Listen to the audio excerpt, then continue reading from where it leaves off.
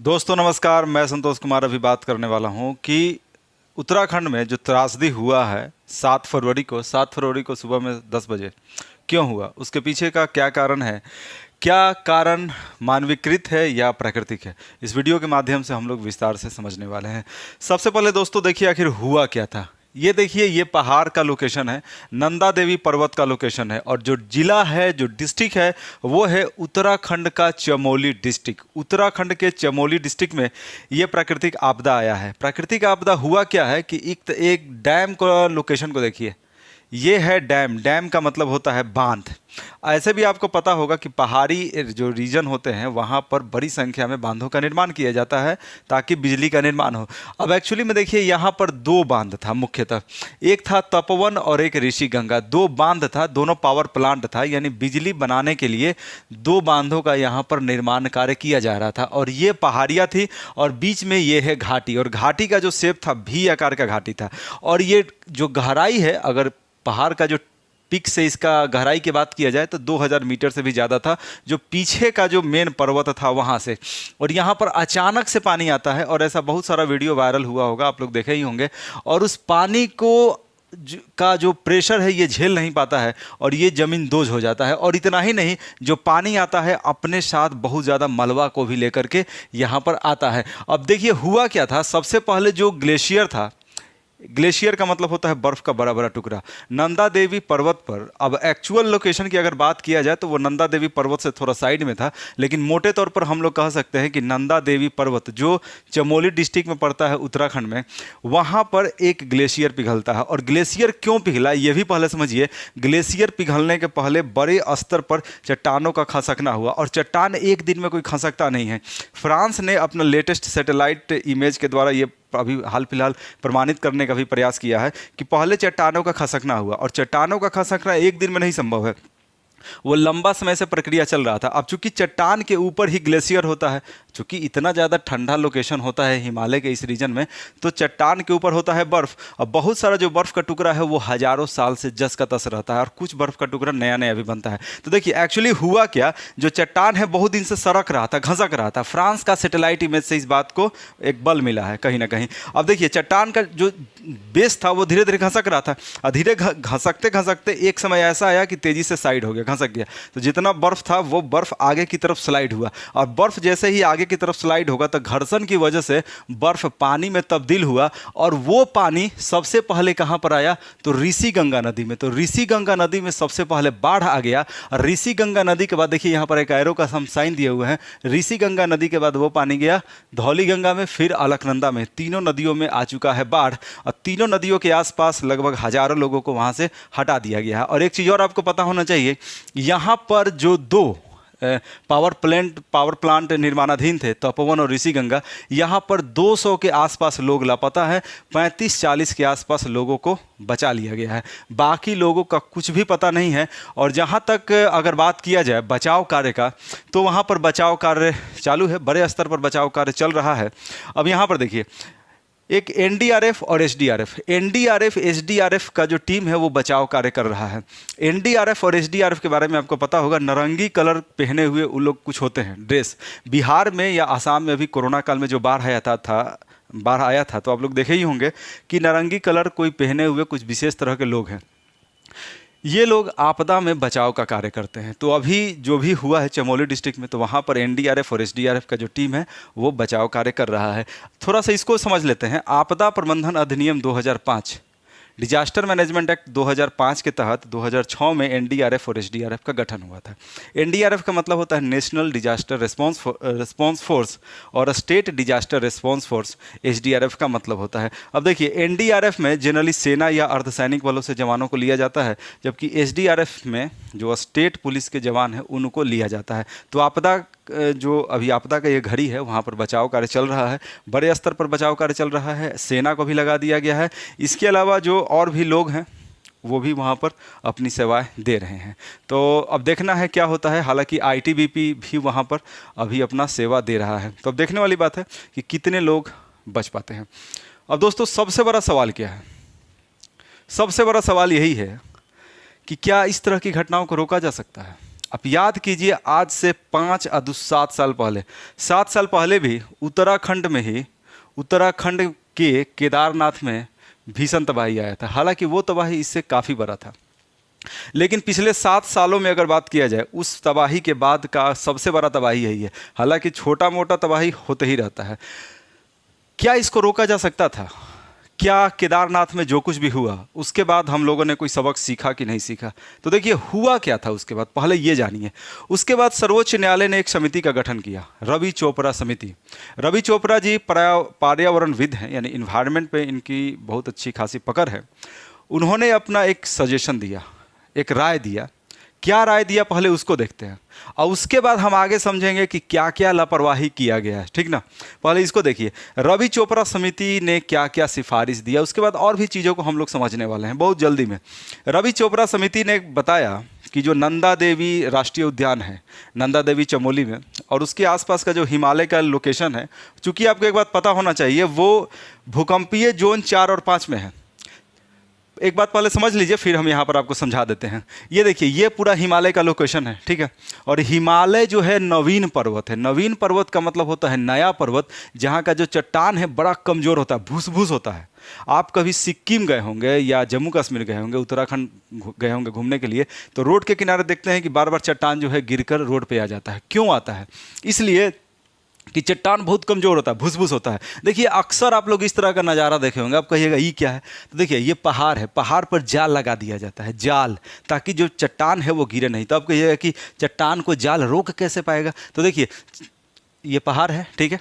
सबसे पहले शुरुआत क्या होता है कि छोटा सा पत्थर उसमें से निकलता है, और छोटा छोटा पत्थर निकलने की वजह से बड़े स्तर पर जो बड़ा चट्टान कमज़ोर होकर गिर जाता है। जब छोटा पत्थर ही नहीं निकलेगा तो बड़ा चट्टान गिरने का सवाल ही नहीं है। तो शुरुआत छोटा पत्थर से ही होता है। तो उसी को रोकने के लिए ऐसा किया जाता है। या इसके अलावा वृक्षारोपण भी किया जाता है, ठीक है। या IIT के वैज्ञानिकों ने बड़े स्तर पर इस तरह का रॉड भी लगाने का सजेशन दिया है। अब बहुत जगहों पर लोहा का जो रॉड है वो लगाया भी गया है।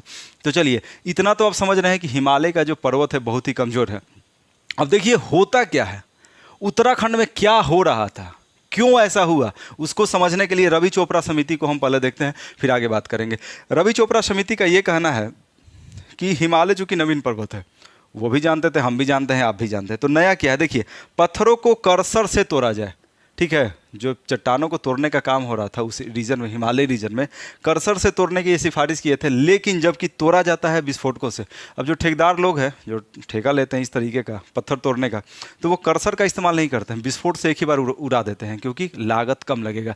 तो ऐसे में होता क्या है कि पूरे एरिया में कंपन पैदा हो जाता है। हम आपको अभी शुरू में बताए थे कि यहाँ पर जो दुर्घटना हुआ नंदा देवी में, फ्रांस का जो सैटेलाइट इमेज है, पहले चट्टान में पहले घसकना शुरू हुआ। तो चट्टान एक दिन में नहीं घसकता है, ये भी बात फ्रांस के सैटेलाइट इमेज से पता चला है। वो लंबा समय से वो चट्टान घसकने का प्रक्रिया चलता है। इतना ही नहीं, जो वाडिया इंस्टीट्यूट है जो हिमालयी क्षेत्र में बहुत ज़्यादा अध्ययन करता है, उसके डॉक्टर साई का भी कहना है कि चट्टानों का घसकना जो है वो लंबा समय से चलने वाला प्रक्रिया है। हाँ, ग्लेशियर पिघलना एक छोटा बात है, लेकिन बड़े स्तर पर ग्लेशियर के नीचे का पहाड़ का घसकना या टूटना वो लंबा समय से चलने वाला प्रक्रिया है।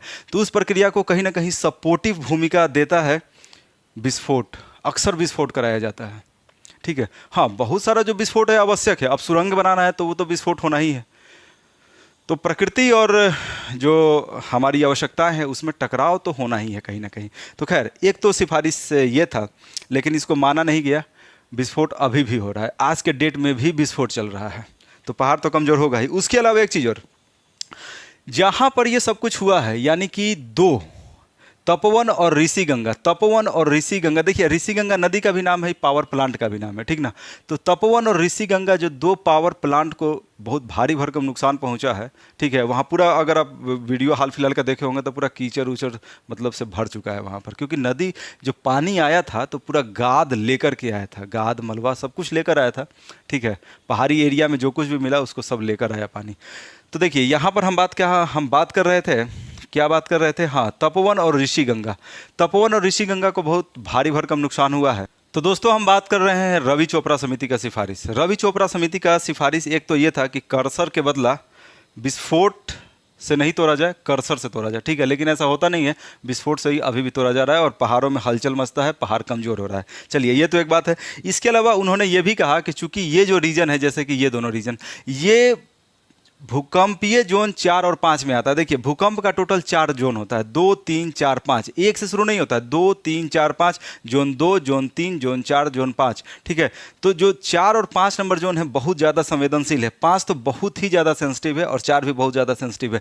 जो भी किनारे का रीजन है वो 4, 5 में आता है। बिहार का भी जो सीमावर्ती एरिया है वो 5 में आता है और कुछ 4 में भी आता है, ठीक ना। तो देखिए, इस वजह से ये बहुत ज़्यादा संवेदनशील है। तो यहाँ पर जो भी निर्माण कार्य हो वो छोटा मोटा निर्माण कार्य हो, बड़े स्तर का निर्माण कार्य ना हो, क्योंकि भूकंप आने की बहुत ज़्यादा संभावना है। इसके बावजूद भी बड़े स्तर का निर्माण कार्य जारी है। इसके अलावा एक और भी बहुत ज़्यादा महत्वपूर्ण बात कहा गया था रवि चोपड़ा समिति के द्वारा। रवि चोपड़ा समिति ने इस बात को कहा था कि 2000 मीटर से गहरी घाटी में निर्माण कार्य ना हो। अब जरा इस तस्वीर को फिर से आप यहाँ पर समझिए। ये पहाड़ है, बीच में घाटी है, घाटी कैसा भी आकार वाला घाटी है। इसका गहराई कितना है? 2000 मीटर से ज़्यादा है। रवि चोपड़ा समिति ने क्या कहा था कि 2000 मीटर से अगर ज़्यादा गहरा अगर कोई घाटी है तो वहाँ पर इस तरीके का डैम वगैरह का निर्माण ना हो, बांधों का निर्माण ना हो। लेकिन उसके बावजूद भी हुआ। देखिए, गहरा घाटी होने से क्या फर्क पड़ेगा? गहरा घाटी अगर होगा तो उससे ये फर्क पड़ेगा कि जो ढलान है, प्रवणता यानी कि ग्रेडियंट बहुत फास्ट होगा और पानी बहुत तेजी से आएगा। तो जितना तेजी से पानी आएगा तो क्या होगा? उतना ज़्यादा उसमें एनर्जी होगा, उतना ज़्यादा डिस्ट्रक्टिंग कैपेसिटी होगा, बर्बाद करने की क्षमता होगा अपने रास्ते में आने वाला किसी भी चीज़ को। तो किसी भी सिफारिश को नहीं माना गया, सिफारिशों को नहीं माना गया। तो सिफारिशों को अगर माना जाता तो इस तरह की दुर्घटनाएं नहीं होती। तो बताइए किसका गलती है? अब क्या कहा जाए? चलिए कुछ आगे बात करते हैं। अब ये तो सरकार ही कर सकता है, हम लोग के हाथ में तो कुछ है नहीं। लेकिन इतना तो तय है कि रवि चोपड़ा समिति के सिफारिशों को अगर माना जाता तो इतने बड़े स्तर का बर्बादी नहीं होता। और वो परिवार जो आज दुख में है, जिन्होंने अपनों को गंवाया है, शायद आज वो अपनों को वो नहीं गंवाते। चलिए, यानी रोका जा सकता था काफ़ी हद तक। 100% नहीं कह सकते हैं कि एकदम रोक ही दिया जाता, लेकिन रोका जा सकता था। थोड़ा सा यहाँ पर समझते हैं ये वाला। देखिए, डैम का महत्व है। अब देखिए, बिजली निर्माण के लिए ये जो आखिर ये दोनों जो डिस्ट्रक्शन हुआ तपोवन और ऋषिगंगा का, दोनों क्या था? दोनों निर्माणाधीन पावर प्लांट था। पावर प्लांट बिजली उत्पादन के लिए, हमारे देश में ज़्यादातर जो बिजली है वो कोयला से बनता है। अब चूंकि सरकार का कोशिश है कि पानी पर आधारित बिजली ज़्यादा से ज़्यादा बड़ी संख्या में उसका उत्पादन हो। अब देखिए, सबसे बड़ा बात ये होता है कि अगर जो कोयला से बिजली बनता है तो वहाँ पर ग्लोबल वार्मिंग पैदा होता है, यानी धरती को गर्म करने वाला गैस पैदा होता है, जो कहीं ना कहीं ग्लेशियर को ही इनडायरेक्टली पिघलाएगा। तो ऐसे भी अगर डैमों को बनाना जरूरी नहीं है। अगर हम डैम को नहीं बनाएंगे तो क्या करेंगे? बिजली तो चाहिए। तो बिजली कहाँ से बनेगा? कोयला जला करके। कोयला जलाएंगे तो क्या होगा? ग्रीन हाउस गैस पैदा होगा। ग्रीन हाउस गैस क्या करेगा? धरती को गर्म करेगा। धरती गर्म होने की वजह से क्या होगा? ग्लेशियर का पानी पिघलेगा और इस तरह का बहुत सारी प्राकृतिक आपदाएं आती रहेंगी। तो वैसे भी डैमों का महत्व है, लेकिन एक कोशिश होना चाहिए संतुलन बनाने का। ठीक है, कोशिश होना चाहिए संतुलन बनाने का। और पेरिस जलवायु समझौता भी इसी पर है, ग्लोबल वार्मिंग को लेकर के। तो उस संदर्भ में भी अगर सोचा जाए तो डैमों का तो भाई साहब महत्व है। लेकिन डैमों का महत्व है, नो डाउट। लेकिन रवि चोपड़ा समिति की जो सिफारिशें हैं उसको भी ध्यान देना चाहिए। अंधाधुंध विकास कार्यों को करना सही नहीं है। इसके अलावा दोस्तों, थोड़ा सा एक बात और समझना चाहिए। चूँकि यहाँ पर नुकसान हुआ है, सड़कों का भी नुकसान पहुँचा है। और देखिए, बगल में है चीन, ठीक है, बगल में चीन है, और जो चीन का जो सीमा है वहाँ तक पहुँचने वाली जो सड़कें हैं उनको कहीं ना कहीं नुकसान पहुँचा। तो ऐसे में बॉर्डर रोड ऑर्गेनाइजेशन की भूमिका बढ़ जाती है। चूँकि सीमावर्ती क्षेत्रों में सड़कों का निर्माण BRO ही करता है, तो BRO को जल्दी से जल्दी सड़कों का निर्माण करना चाहिए, ताकि जो कनेक्टिविटी है बॉर्डर एरिया तक वो जल्दी से जल्दी बहाल हो सके। क्योंकि हमारा पड़ोसी चीन का कोई ठीक नहीं है। हालांकि मामला अभी बॉर्डर पर शांत है, फिर भी जल्दी से जल्दी कनेक्टिविटी यहाँ तक पहुँचाना बहुत ही ज़रूरी है। थोड़ा सा दोस्तों एक और फैक्टर को देखते हैं। जैसे ही ये सब कुछ हुआ, एक मुद्दा उभर कर सामने आया। वो मुद्दा था बहुत पुराना, अब बहुत सारे लोग उसमें इंटरेस्टिंग भी है। वो है न्यूक्लियर डिवाइस। नंदा देवी पर्वत पर जहाँ ये सब कुछ हुआ, चमोली में, चमोली फूलों की घाटी भी, आपको ये भी पता है, एक फूलों की घाटी, इतना खूबसूरत जगह है चमोली। साथ ही साथ अब देखिए, वो जोन 4 और 5 में पड़ता है। इसके अलावा वहाँ का चट्टानें भी कमज़ोर है। तो यानी पॉजिटिव और नेगेटिव दोनों पक्ष वहाँ पर विद्यमान है। खैर, न्यूक्लियर डिवाइस है। देखिए हुआ क्या था, 1964 में इस एरिया में चाइना ने किया 64 में, 1964 में, 62 में चूंकि इस एरिया में लड़ाई हुआ, भारत हारा था।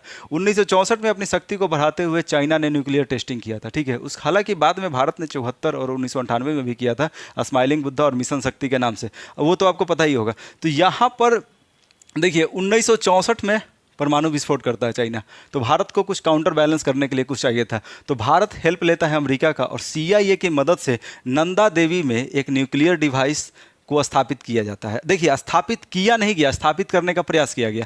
भारत सरकार ने ये पूरा का पूरा जिम्मेदारी दे दिया गया भारतीय सेना को।